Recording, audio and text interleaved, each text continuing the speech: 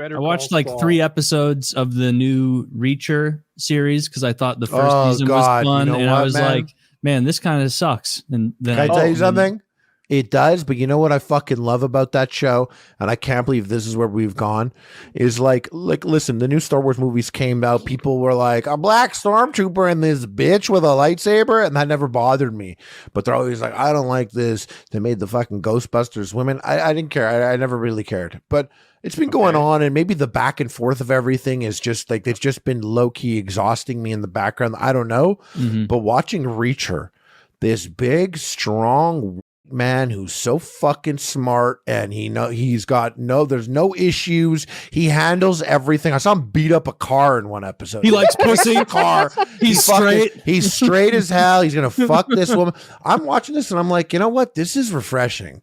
Dude, like a fucking perfect white man. It's been a minute, and I'm kind of happy he's here. Season 1 is that. We talked about it on PKN. Reach is a superhero film. Like, they don't tell you he's a superhero, but the guy beats up fucking cars. He 1v6s peoples with weapons. Yeah, powers. You need powers to be a superhero. He never sweats. He never gets hit. Yeah, he gets their password. Right? I was laughing. Oh, this guy really likes respect. Oh, who would he be? And it's his own fucking name. That was really embarrassing and stupid, but he's not a superhero. That is not the only password he guesses. He can guess what hotel you've chosen. He doesn't have any powers. He does. He's just supposed to be like a sleuth. He's more powerful than Batman. What are you swaying me? What are you swaying me? Here's why. If you ignore that he never says, yeah, the super serum gave me the ability to bench press a Volkswagen. He never says that, and there is no serum. However, if a Volkswagen fell on him, I'm sure he'd get it off. I'm sure. Yeah, he's juiced up. He's the main character. No, but it's a super serum. He's got enough juice in his ass. Like, that's a super. You don't understand. He's a super soldier. Batman isn't a superhero. But is Batman on roids? Batman is Batman on roids. He doesn't have superpowers. He's just a guy. Reacher's on a lot of steroids. So is Iron Man also not a superhero? No, he's a hero. He's not super. If you take Iron him out of Man's his superhero, suit, Tony Stark's not a superhero. If you tank a guy out of his tank, he's not a tank commander anymore. He's billionaire, philanthropist, playboy. Scarlet and fucking Black Widow's not a superhero in your world, and Hawkeye's if I wear the Iron Man suit, Falcon's not a superhero. Yeah, none of these. Man's not if you don't have superpowers, you're not a superhero. You can still be a hero. That's not how it works. You can still be like Chris Kyle, who sniped those bad guys, if I remember right. At the Superdome. And you got those bad guys that were camping out of the Superdome. And like, but you need screen down. If you're going to be a superhero, that's you need super strength, super speed. Any superhero needs super skills. No, he only in the suit. He shows all of the signs of being an actual superhero. If in the 3rd season they were like, Preacher, how do you always look like that? You're eating collard greens and beating bad people up. You live in a bus. Like, I know you're not getting your 8 hours and eating your protein. He exists on restaurant food. He's eating pie and Clark bars every episode. You telling me there's no superpowers involved? No, that is a suspension. I was exposed. I was bitten by a radioactive hot guy when I was a child. I was bitten by a radioactive Navy SEAL. He turned me into the most powerful man of all time. Like, but yeah, no, you literally cannot be a superhero. I could see that. Wait, hold on. I think Taylor is right there. But if we think a bit further, I think if a person can do something like let's say Batman is not a superhero by that definition, but Batman stops a supervillain, he's got to get bumped up to superhero status at that point. I've walked this planet for 50 years. The Joker's not a supervillain. 50 years, 5 decades, and I've never met anyone who knows less about superheroes than Taylor. I'm not going to accept his argument on. That's not true. Tell me, name a superhero. I'll tell you what their power is. Reacher. Not a superhero. You already got one wrong. Skin color. That's one for Taylor. Fire another one across my bow. Any superhero, I'll tell you their power. Black Panther. Havoc. Black Panther. Ethno-nationalism. He's the most powerful ethno-nationalist in global Iron history. Man's power? He is not a superhero. Money. He is a guy in a suit. to get back to where we started, though, I agree with you when it's on season 1 Reacher. It was like, holy shit, this takes me back to the 80s when we had like 3 different muscled up white guys who were just good at everything and killed everyone in their movies. It's like an old school schlocky action shit with a refreshingly new character who I'd never seen before because I never saw Blue Mountain State. Season 2 Reacher, it's become the ethno Scooby-Doo gang. There's a brown woman to fix every problem. I couldn't watch past. Yeah, but only because Reacher tells her what to fix. Wait, I'm confused because I know there's what's her name? Neely? What is that? Neely. I don't know if you could Neely. say that. Neely. I've ever told you you're smart, right? Like if people don't watch the show, he is this partner, and her name is Neely, and she makes good decisions all the time. What other brown women are there in the show? I don't know. I turned it off after the second. I'm just looking for a safe space for me. That's all. You know. Well, I'm current on Reacher, and it just disappoints me week after week. Why don't you dip out of shows earlier? Because I stick to the end. I pull the plug, baby. Dude. I read books I hate. I'm like, this will never get good, but I'll know what happens at the end. Let me give you a perfect example of this. There's a show on Apple TV called Monarch. Now, let me explain what this is because it's interesting. It is about the Monarch organization that like looks out for the Godzillas and the King Kongs of the world. It's the organization that's heavily featured in all of those Godzilla movies. Well, this is a show all about them and them like trying to deal with Godzilla and the world of monsters. Yeah. Does Monarch refer to like a group of people, an organization, or a big butterfly? A group of people, a big organization, a global super giant mega monster tracking organization, and they know about Skull Island. And it begins with a de-aged John Goodman sprinting through the jungle. This is a show, yeah, that takes place in the Skull Island universe. It's brand new. It's on Apple TV. Definitely. Well, I loved Kong. I love that movie. De-aged John Goodman running from the jungle, and he's doing like a selfie video with like an old school camera. So a lot of CGI because he's running. It doesn't look bad.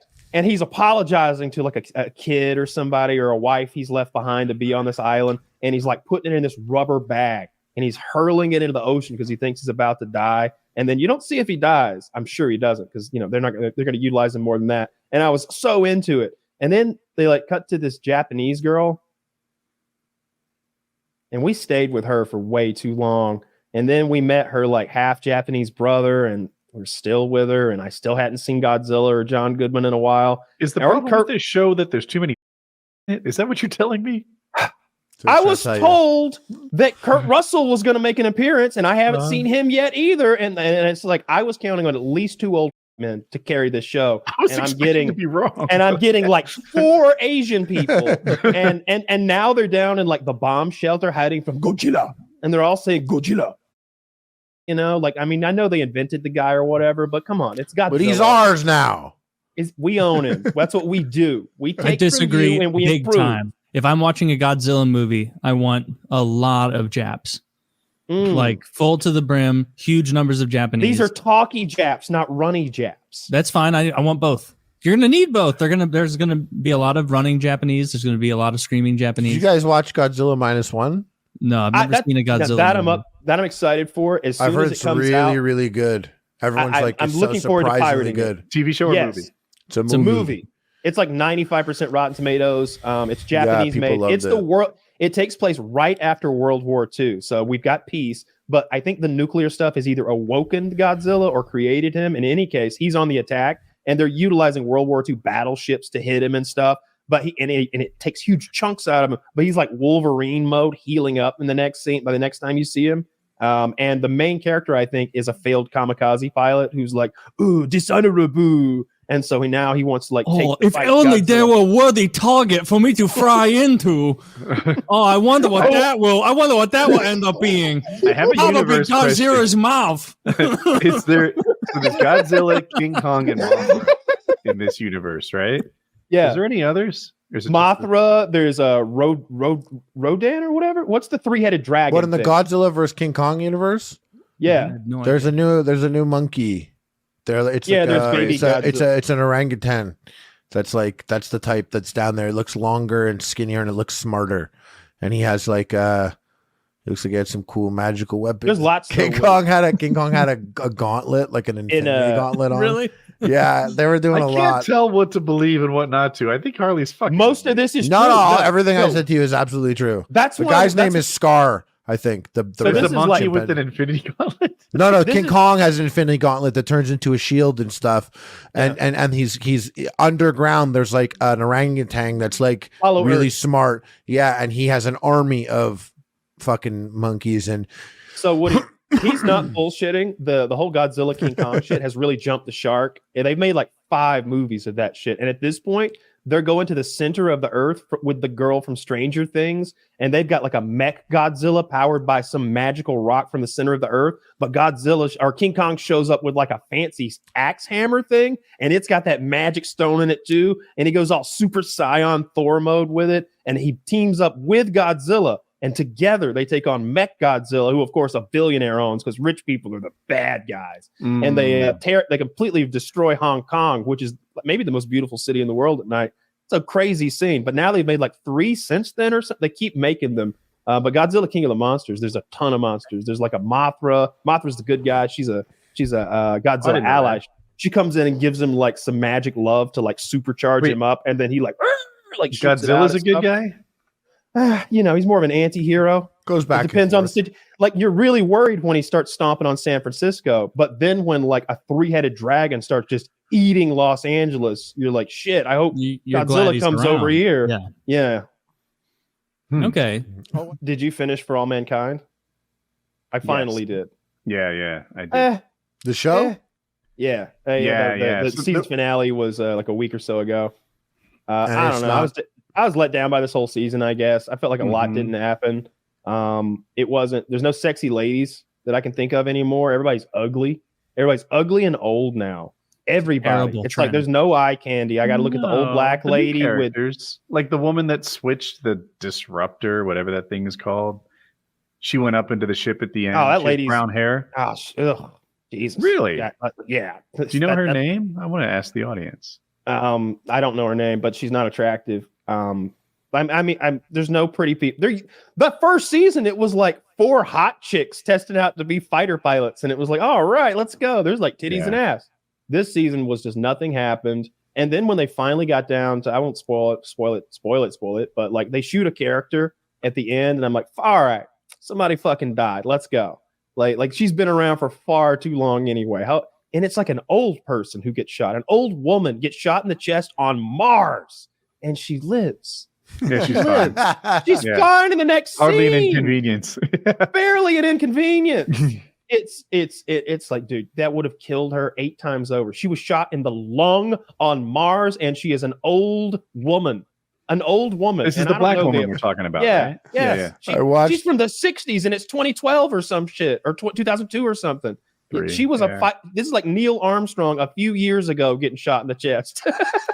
It made no goddamn sense. I was watching Total Recall again recently, the old Arnold one, and it's funny at the end when they roll out onto Mars and they're in Mars, but things being pressurized and they're like, oh, and like his eyeballs pop out, and then everything goes like gets pressurized, so the eyeballs go back in, and he's normally like, oh, we're good. And it's so weird because back then that shit was okay to move. You're like, oh, thank God, perfect timing. You look at it now, you're like, no, dude, your eyes were popped out. Your face would be fucked up still. They're so out of his head. That's a great scene.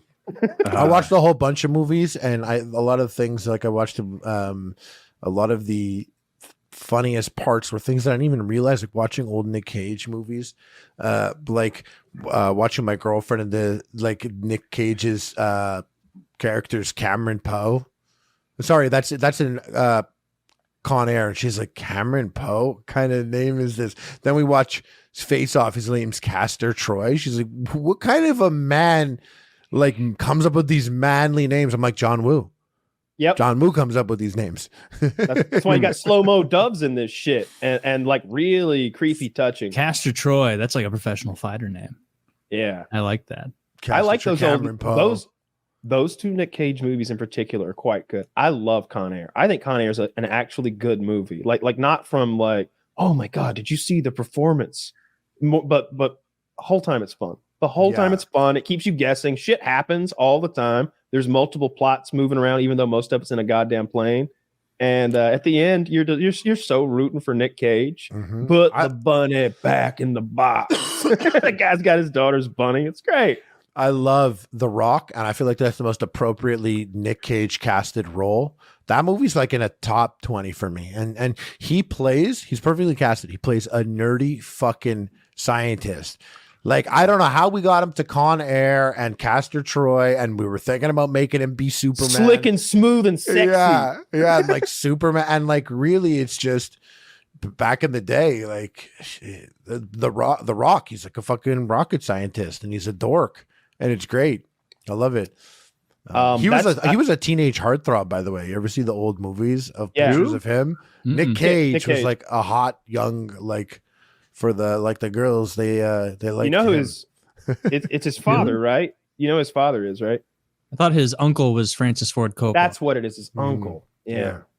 Nepo baby. I love their movie knowledge. But he was avoiding the Nepo baby thing, right? By hiding his name. By getting into Hollywood, exactly. Well, by hiding his name. Well, maybe the neck. He really dodged that bullet. Actor.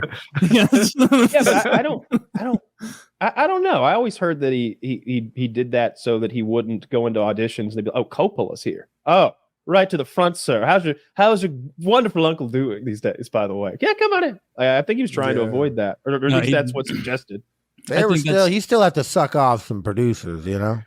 No, I bet he was too high ranked to be given head for his position in Con Air or whatever. Whatever his earliest movie was.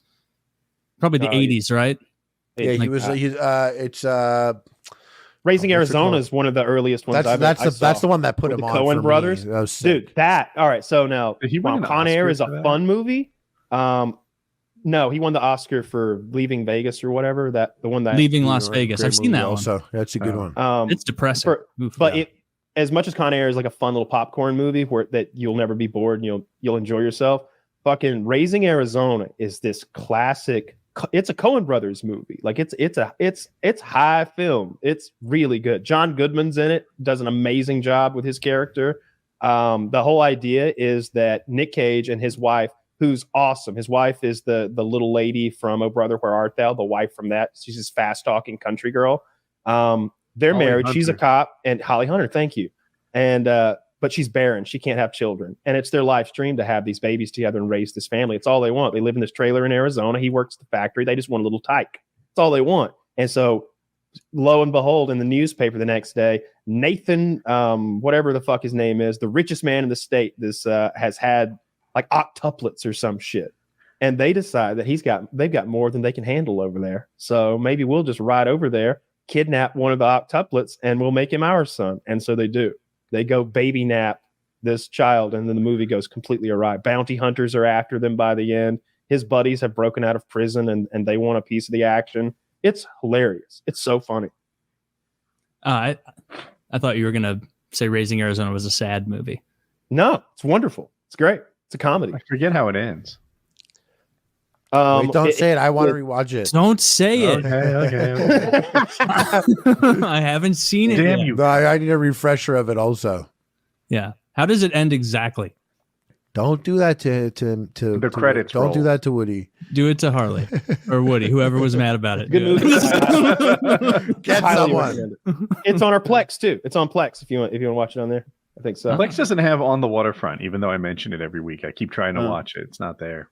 Does Plex have all of The Simpsons? I haven't checked. I don't know. I bet it does. What a deal that would be.